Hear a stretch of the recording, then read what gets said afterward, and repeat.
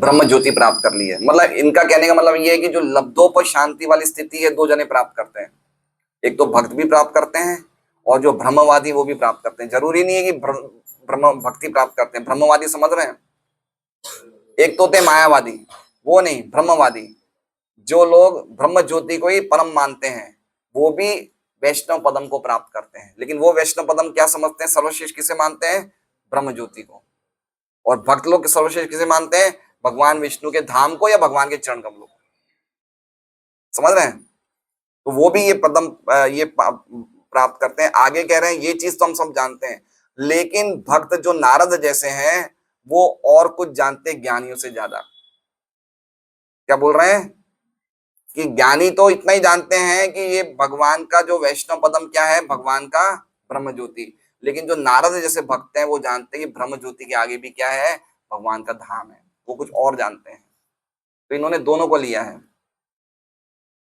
ब्रह्म ज्योति समझ रहे ना क्या है? यस्य प्रभा, है ना, भगवान के अंग की जो प्रभा है, जो कांति, उसे ब्रह्म ज्योति कहते हैं। तो जो निर्विशेषवादी ब्रह्मवादी है वो ब्रह्म ज्योति को परम मानते हैं, लेकिन भक्त किसे परम मानते हैं? भगवान के धाम को परम मानते हैं।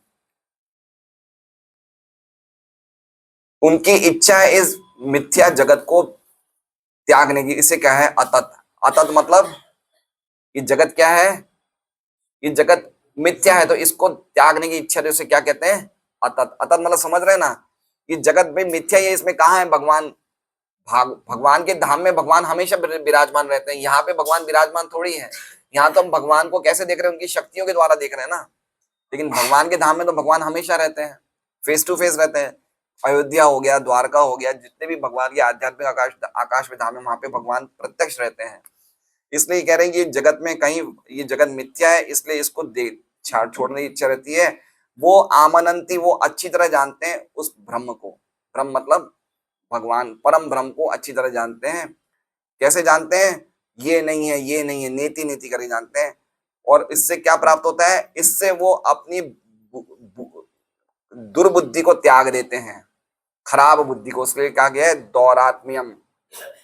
दौरात्म्यम को त्याग देते हैं और उनको वो उन चीजों से कोई लेना देना नहीं है जो भगवान से संबंधित नहीं है। इसको कहा गया है अनन्य सौरदा।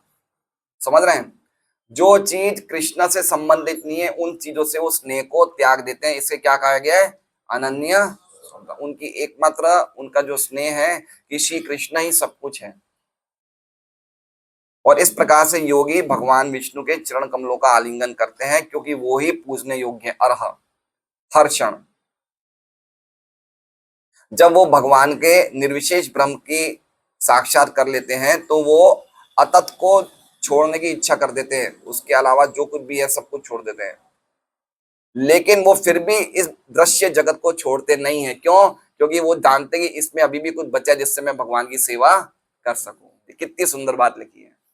छोड़ने की इच्छा है लेकिन छोड़ नहीं रहे। क्यों? क्योंकि जब तक यहां मैं हूं, कुछ ना कुछ इन चीजों के द्वारा भगवान की सेवा, इसे प्रभुपाद क्या बोलते हैं?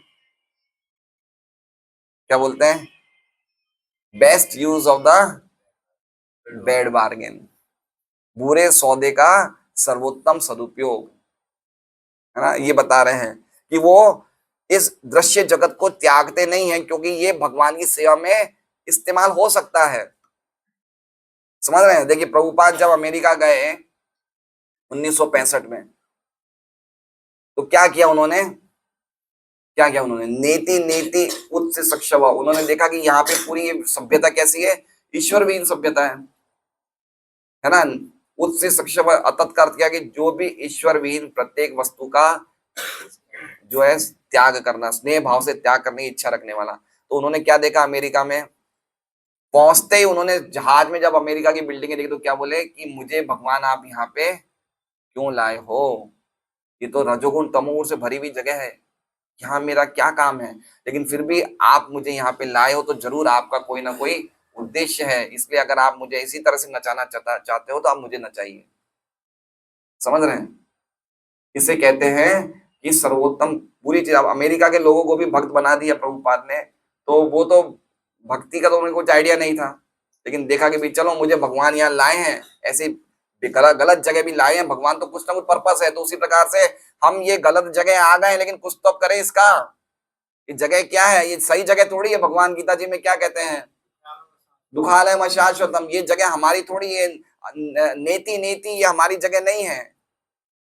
लेकिन अब आ गए तो कुछ तो कर लें यहाँ पे। इसलिए ये कुछ ना कुछ जगत को भगवान की सेवा में लगाया जा सकता है, ऐसे समझना चाहिए हमें। ये बहुत इंपॉर्टेंट समझ है ये ऐसे। इसलिए कहा गया है कि इच्छा करते हैं, छोड़ा नहीं है। देखा आपने शब्द, देख कितना इंपॉर्टेंट शब्द है। उससे सक्षवा अर्थ देखिए क्या लिखा है। उससे सक्षवा प्रभुपाद क्या देते हैं? बचना चाहते हैं लेकिन अभी तक छोड़ा नहीं है। क्यों? क्योंकि वो चाहते हैं कि भाई इस चीज को भी भगवान की सेवा में लगाया जाए। उनकी उनकी चेतना इतनी शुद्ध होती है कि भाई जो कुछ भी मिले भगवान की सेवा में लगा दिया जाए। दौरात्म्यम का अर्थ बता रहे हैं, एक और अर्थ बता रहे हैं, वो मूर्ख जो भगवान विष्णु के शरीर को माइक समझते हैं। माइक मतलब समझ रहे हैं कि भगवान विष्णु का शरीर जड़ प्रकृति के 3 गुणों से बना हुआ है, ये माया से बना हुआ है, उसे क्या कहते हैं? माइक। तो भगवान श्री कृष्ण विष्णु के शरीर को क्या समझते हैं? ये भौतिक शरीर है। इसे उन्हें आगे दौरात्म्यम। दौरात्म्यम का अर्थ समझिए क्या है? जटिलता। जटिलता है ना। तो एक जटिलता ये है, एक जटिलता हमने क्या सुनी थी? क्या जटिलता है? देह आदि चीजों में आत्मबुद्धि रखना। ये दूसरी जटिलता क्या बता दी? भगवान विष्णु के शरीर को भौतिक समझना।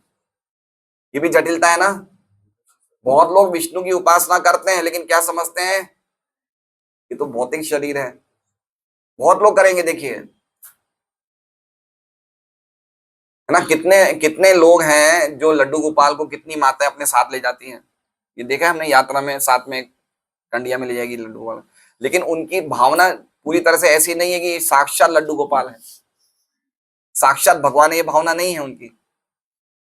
तो उनको कैसे भी रख देते हैं, साक्षात भगवान है। उसी प्रकार से बहुत लोगों के मन में ये भावना है कि भगवान विष्णु तो है भगवान, लेकिन उनकी जो शरीर है वो क्या है? भौतिक है। तो वो भी एक प्रकार का दौरात्म्य में एक प्रकार की जटिलता है। मेरे हिसाब से कुछ तो समझ में आया होगा आपको ये श्लोक। 50% किसको आया? हाथ खड़ा करें। सबको आ गया 50%। 80%? 100%? ठीक है, 100% तो मुझे भी नहीं आया। हाँ, लेकिन 50-60% आ जाए, हम तो इतने ही लायक हैं, इतना भी आ जाए तो बहुत है। तात्पर्य, गीता जी में मत धाम, मेरा धाम का कई बार उल्लेख किया गया है। कहाँ कहाँ उल्लेख किया है? तद धाम परम न तद भास है। किशन लाल जी बोलिए कुछ मुख से। परम आ गए हमारे किशन लाल जी श्लोक बोलने के लिए। जय, बहुत सुंदर है ना। तो तो सूर्य की आवश्यकता नहीं है, चांद की आवश्यकता नहीं, अग्नि की आवश्यकता नहीं। वो कौन सा धाम है? वो धाम मेरा है। तो बहुत जगह ये धाम की चर्चा करिए। और पूर्ण पुरुषोत्तम भगवान श्री कृष्ण के अनुसार पर व्योम असीम है, जिसमें स्थित ग्रह वैकुंठ या भगवान के धाम कहलाते। तो वैष्णवम पदम की ये प्रभुपाद लिख रहे हैं। किसके बारे में लिख रहे हैं? वैष्णवम पदम के बारे में लिख रहे हैं। उस व्योम में जो भौतिक आकाश है तथा इसके 7 आवरणों से बहुत बहुत दूरी पर है, वहां ना तो सूर्य या चांद की आवश्यकता है। 7 आवरण समझ में आ रहा है आपको? 7 आवरण मतलब क्या है? मतलब जितने भी हमारे ब्रह्मांड है, ये ब्रह्मांड के ऊपर 7 आवरण है। जैसे मान लीजिए ये जो हमारा ब्रह्मांड है ना, इसकी जो डायमीटर, इसकी जो साइज है वो है 4 कोटि 4 बिलियन माइल, मतलब 400 करोड़ मील, मतलब 600 करोड़ किलोमीटर इसकी वो है, इसका डायमीटर है इसका। मतलब इसका साइज कितना है? 600 करोड़ किलोमीटर, ये ब्रह्मांड का। अब ये ब्रह्मांड 7 आवरणों से घिरा हुआ है। मतलब जो पहला आवरण है ना वो क्या है? भूमि का। दूसरा जल का। मतलब जो भूमि का आवरण है वो कितना है? वो इससे 10 गुना ज्यादा, मतलब 600 करोड़ किलोमीटर, मतलब कितना हो गया? 6000 किलोमीटर। मतलब इसका आवरण है ये एक पैकिंग करी हुई है, समझ रहे हैं। फिर भूमि के ऊपर क्या है? जल। जल का आवरण कितना हो गया? 60,000 करोड़ किलोमीटर। तो एक एक ब्रह्मांड ऐसे पैकअप किया हुआ है, आप समझ रहे हैं। तो जीवात्मा को इन आवरणों को पार करके कहाँ जाना है? भगवान के धाम जाना है।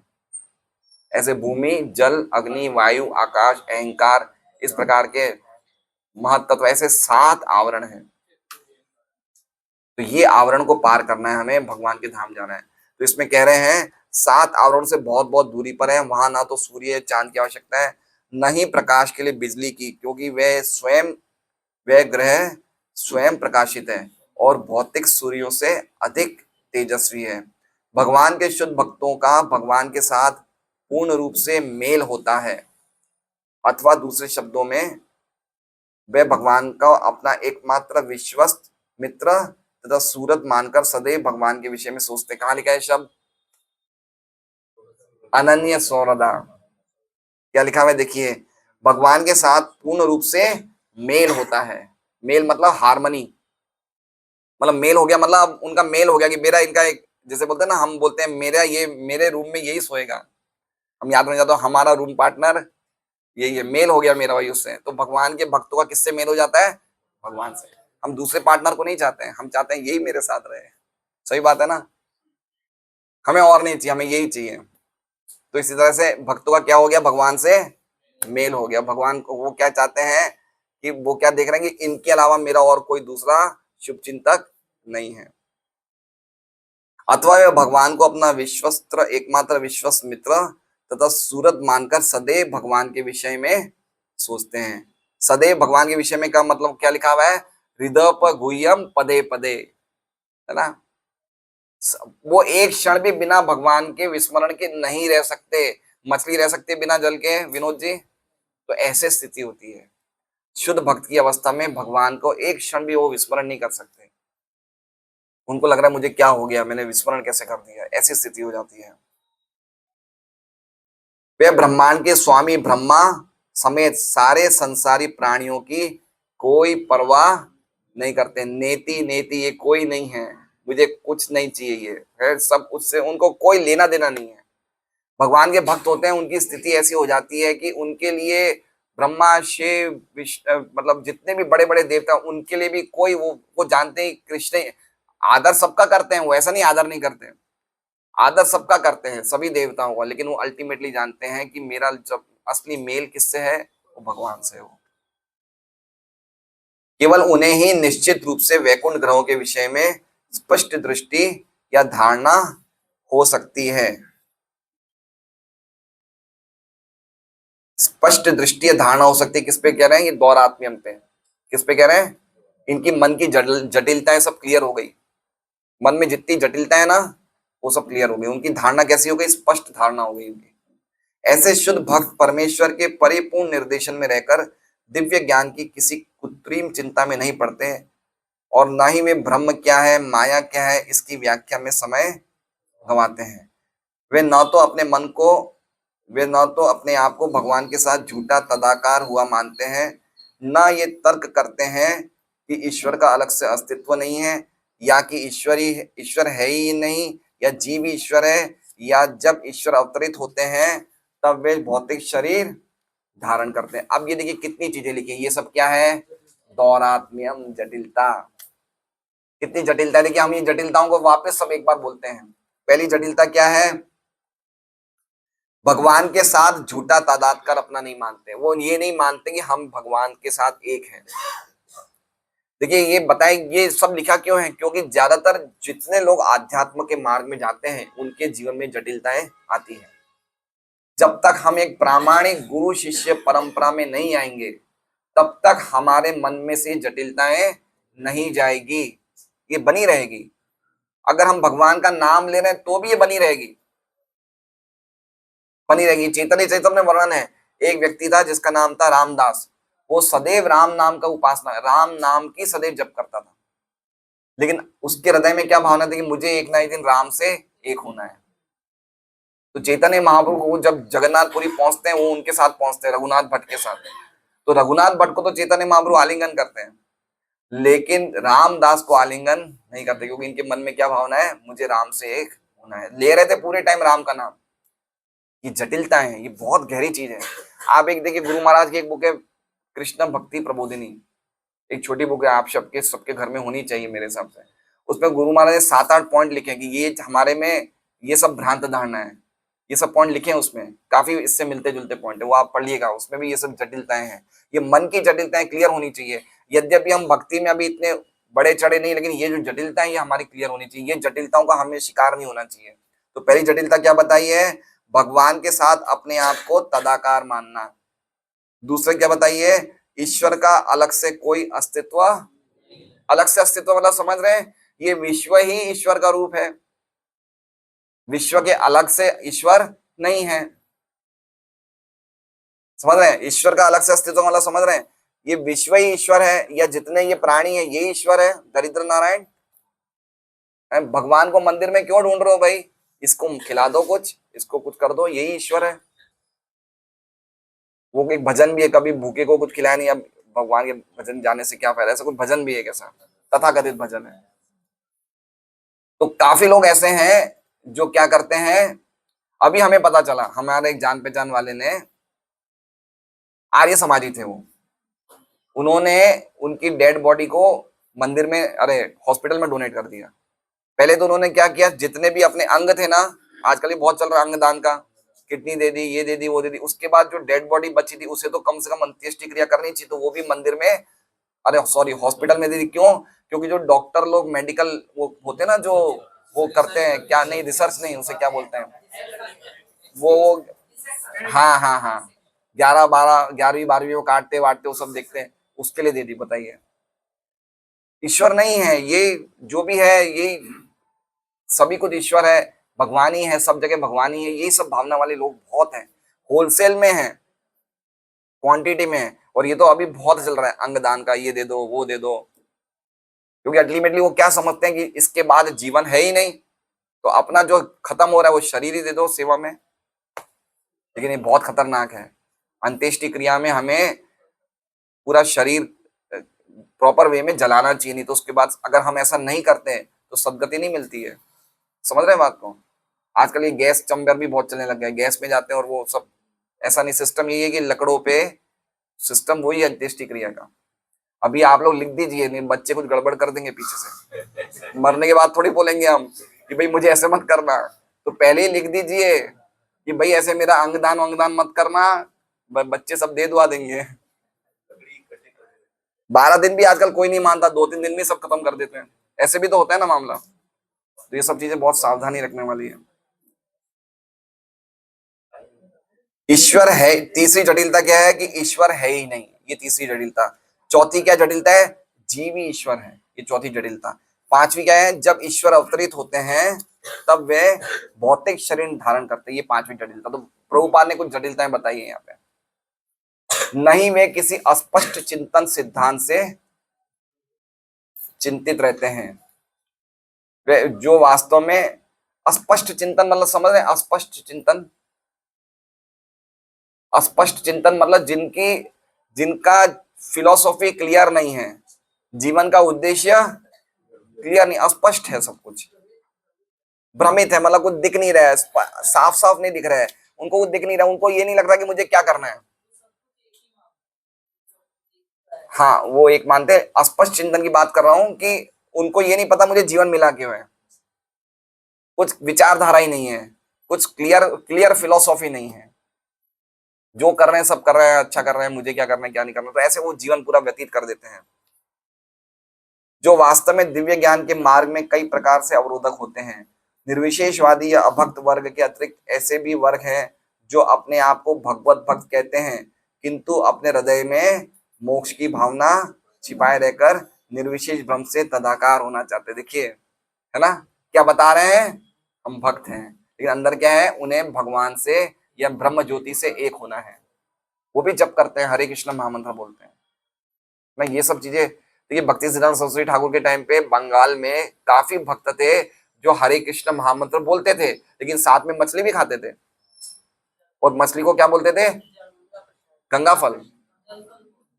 गंगा फल, ये गंगा जी का फल है। मछली को भगवान को भोग लगाते थे, तुलसी दल अर्पित करते थे, ये तो हमें प्रसाद है, और 16 माला करते थे।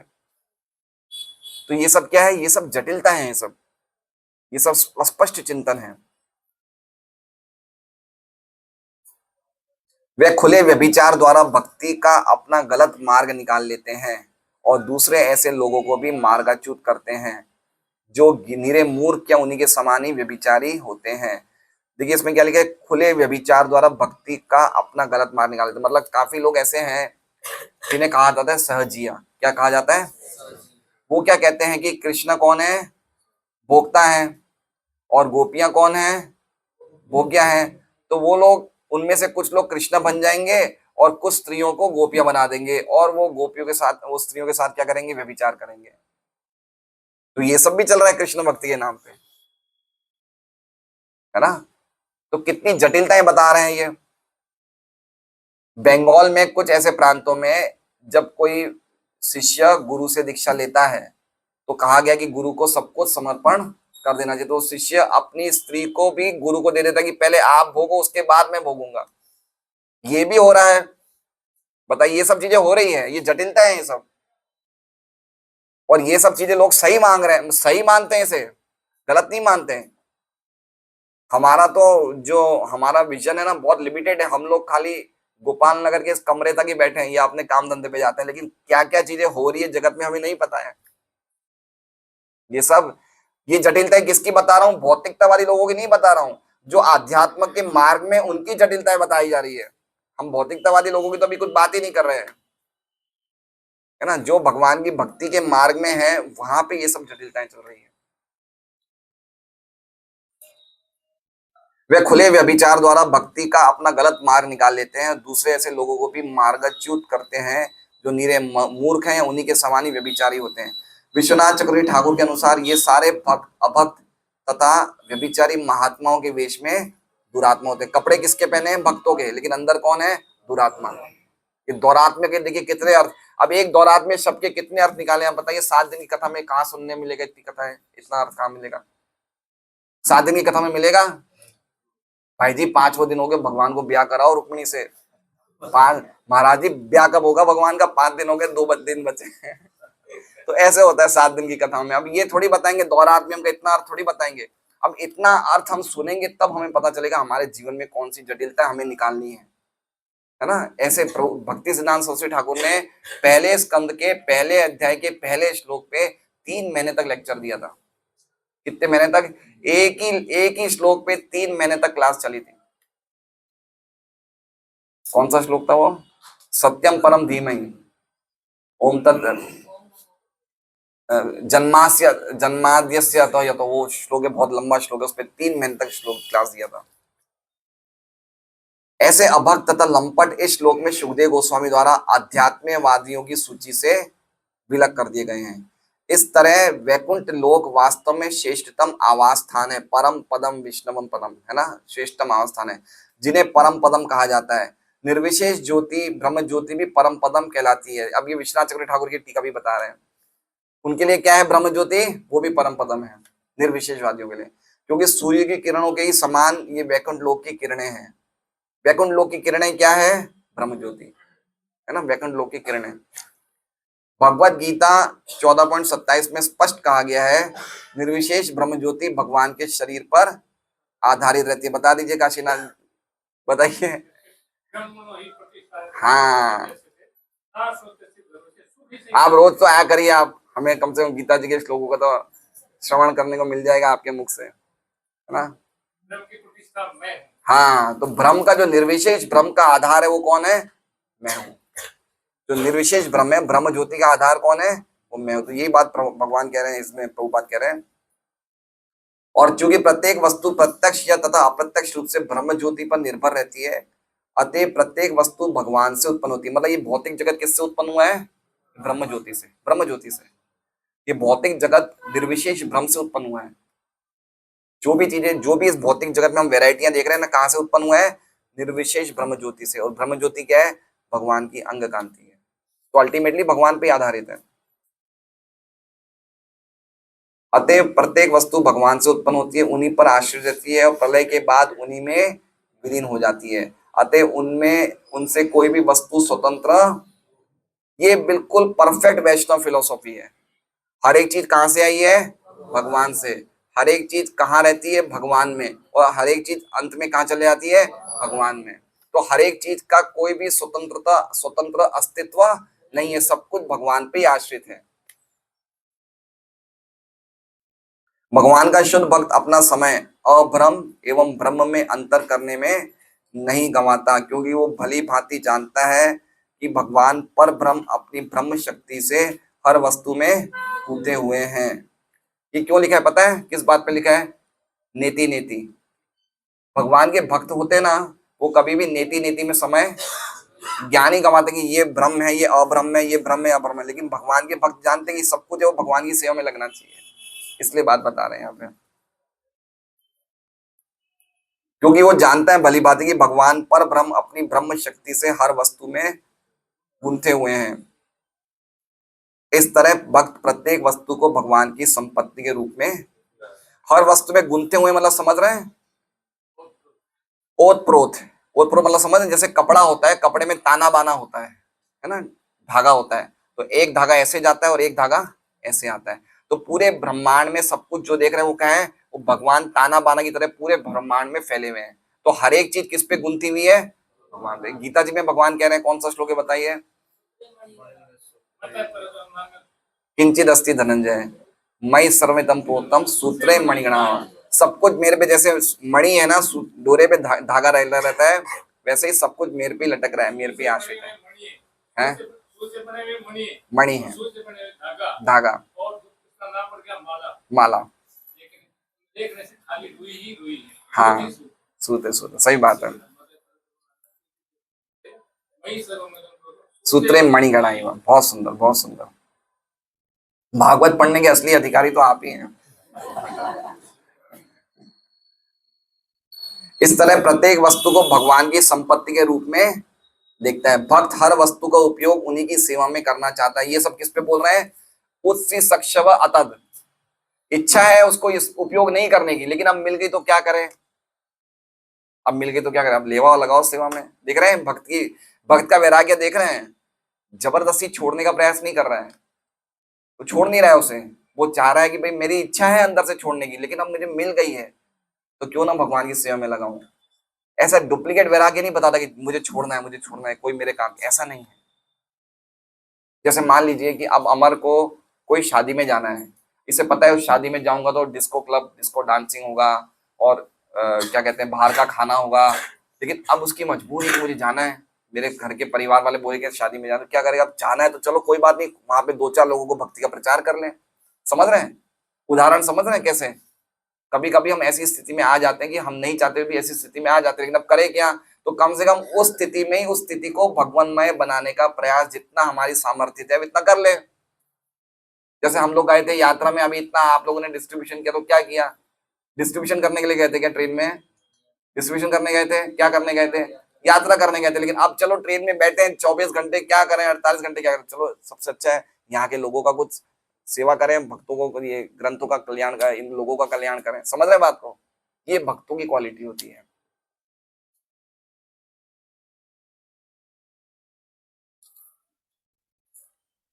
भक्त हर वस्तु का उपयोग उन्हीं की सेवा में करना चाहता है और वो प्रकृति पर अपनी अनुचित प्रभुता जताकर के किसी प्रकार की जटिलता उत्पन्न नहीं करता है।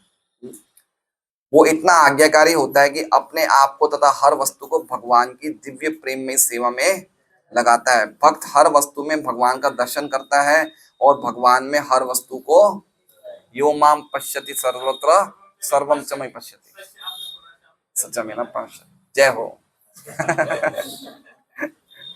श्री एवेन्यू का तो भाई कल्याण, श्री एवेन्यू से आ रहे ना, श्री एवेन्यू तो भाई धन्य हो गया। कितनी बिल्डिंग है श्री एवेन्यू में? 16 बिल्डिंग है। हाँ, बेटी के घर पे है, बहुत अच्छा। आपकी बेटी जवाई को भी लेके आइए, कभी प्रयास करिए, बहुत अच्छा है, वो भी भक्तों का संग मिलेगा, भागवत सुनेंगे मिलेगा। भक्त हर वस्तु में भगवान का दर्शन करता है, भगवान में हर वस्तु को देखता है। दुरात्मा द्वारा उत्पन्न किया गया उत्पात उसकी इस धारणा के कारण उपजता है कि भगवान का दिव्य रूप कभी कभी, अब वही चीज भक्ति इन्होंने लिखी, किन्होंने? विश्वनाथ चक्रवर्ती ठाकुर ने। आखिर में वही लाइन लिखी, वही लाइन प्रभुपाद लिख रहे हैं। क्या रहे कि जो उसकी बुद्धि जो गलत हुई है ना, उसका कारण क्या है कि वो भगवान का दिव्य रूप कभी, कि ये दिव्य रूप क्या है? ये भौतिक है, ये भौतिक तत्वों से बना है, ये इसकी दुरात्मा का ये मुख्य लक्षण है, ये है ना। तो इतना सुंदर ये तात्पर्य है। श्रीमद् भागवतम की जय, शील प्रभुपाद की जय। है नहीं, असत अलग है, अतत अलग है। अतत मतलब गॉडलेस, ईश्वर विहीन, और असत मतलब जो क्षण भंगुर है, जो अनित्य है, उसे असत कहते हैं। अनित्य है वो ईश्वर विहीन जरूरी नहीं ईश्वर विहीन, लेकिन अनित्य है, ऐसे समझिए। दोनों में अंतर है। ब्रह्मवाद मतलब जो व्यक्ति ब्रह्म ज्योति को ही परम मानता है, भगवान से वो द्वेष नहीं करता है, भगवान के शरीर को भौतिक नहीं मानता, लेकिन उसको अभी तक भगवान के शरीर की जानकारी मिली नहीं है, तो उसे कहते हैं ब्रह्मवादी। मायावादी होता है कि वो जानबूझ के भगवान के शरीर को निग्लेक्ट करता है, वो जानता है, वो सुनता है कि भाई भगवान का शरीर दिव्य में, लेकिन उनको मानता नहीं है। वो क्या सोचता है, ये भगवान का शरीर क्या है, ये हमारे जैसे माया का बना हुआ है, इसलिए उन्हें मायावादी कहते हैं। वो क्या कहते हैं, संसार ब्रह्म सत्य जगत मिथ्या। उनका कहने वाला कि खाली निर्विशेष ब्रह्म ही सत्य है, बाकी ये जो भी ये वैरायटी देख रहे हैं हम जगत में, ये सब कुछ मिथ्या है। तो चूंकि इस जगत में भगवान शरीर लेके आते, तो शरीर भी मिथ्या है। वो प्रकृति के 3 गुणों से शरीर बना है, ये तो इस जगत में जो कुछ भी है वो क्या है, मिथ्या है। तो रूप कृष्ण राम ये भी मिथ्या है। इसलिए वो अपनी गलत फिलॉसफी से, जटिलता से भगवान का शरीर को भौतिक बताते हैं, ये मायावादी है। तो ब्रह्मवादी जो हैं वो अच्छे लोग होते हैं, यद्यपि वो ब्रह्म ज्योति को मानते हैं, लेकिन उनमें भावना है कि अगर वो उनको भक्तों का संग मिले तो भगवान के भक्त बन जाते हैं। जैसे 4 कुमार, ये सब ब्रह्मवादी थे। नारद, सुखदेव गोस्वामी ये ब्रह्मवादी थे। नव योगेंद्र ये ब्रह्मवादी थे। ये सब माया से मुक्त थे, लेकिन जब इन्हें भक्तों का संग मिला तो इन्हें भगवान के दिव्य रूप की, भगवान के व्यक्तित्व की, हाँ, ये ब्रह्मवादी का लक्षण है। तो ये ब्रह्मवादी का जो श्लोक बता रहे हैं, वो ब्रह्म की उसने उपासना, ब्रह्म का उसने स्वरूप प्राप्त कर लिया है, लेकिन अभी भक्ति प्राप्त नहीं करी है। तो वो ब्रह्मवादी की अवस्था में अगर उसे सही संग मिलता है तो भगवान की भक्ति प्राप्त कर लेता है। हाँ, सही संग मिलने पे, शुद्ध भक्तों का संग मिलने पे। लेकिन मायावादी वो सुधरते नहीं है वो। इसलिए प्रभु चैतन्य महाप्रभु ने मायावादी भाष्य सुने। अगर मायावादी को हम कुछ भी सुन लेंगे ना, हमारा सर्वनाश हो जाएगा। यहाँ तक कि स्वरूप दामोदर बताते चैतन्य चैतन्यमृत में, चाहे कोई कितना ही, कोई अगर परम भगवती क्यों ना, कोई महाभागवत भी हो, और अगर वो मायावादी का भाष्य सुने तो उसके भी गड़बड़ाने के पूरे चांसेस हैं। इतना खतरनाक है मायावाद भाष्य। जैसे योग वाशिष्ठीय ग्रंथ है, योग वाशिष्ठीय, ये सब मायावादी रामायण, एक योग वाशिष्ठ रामायण है, उसमें सब ऐसे मायावादी डायलॉग्स भरे हुए हैं। तो ये सब हमें बचना चाहिए, नहीं सुनना चाहिए, बहुत खतरनाक है ये।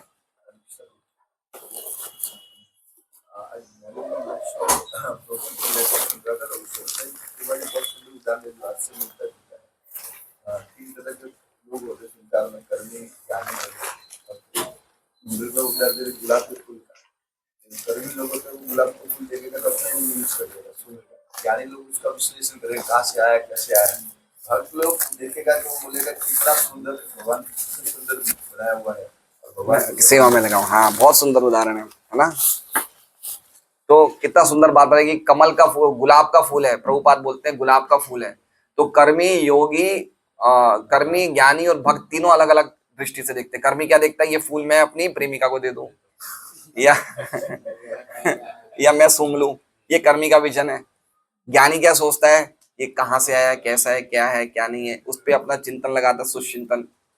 लेकिन भक्त क्या देख रहा है, ये भगवान की कितनी सुंदर सृष्टि है, चलो मैं इसे भगवान की सेवा में लगा दूं, है ना। उपदेशामृत में एक दूसरा उदाहरण देते हैं, अमेरिका का उदाहरण देते हैं प्रभुपाद की। किसी के जेब से $10 का नोट गिर गया, तो कर्मी क्या होगा, वो क्या करेगा, $10 अपने पास रख लेगा। ज्ञानी क्या बोलेगा कि मेरा है नहीं, मैं क्या, मेरा इससे क्या लेन देन, वो वहीं छोड़ देगा। मेरा क्या लेन देन है भाई, मैं क्यों गलत काम करूं, मैं ईमानदार हूं एक, तो मैं वहीं छोड़ दूंगा। लेकिन भक्त क्या करेगा, नहीं, जो सही ईमानदार व्यक्ति क्या होगा, वो उस नोट को जिसका है उसको दे देगा। तो भक्त क्या करते हैं, जिसकी जो संपत्ति, किसकी सब संपत्ति है, भगवान की, तो भगवान को दे देते हैं, ऐसे समझिए। है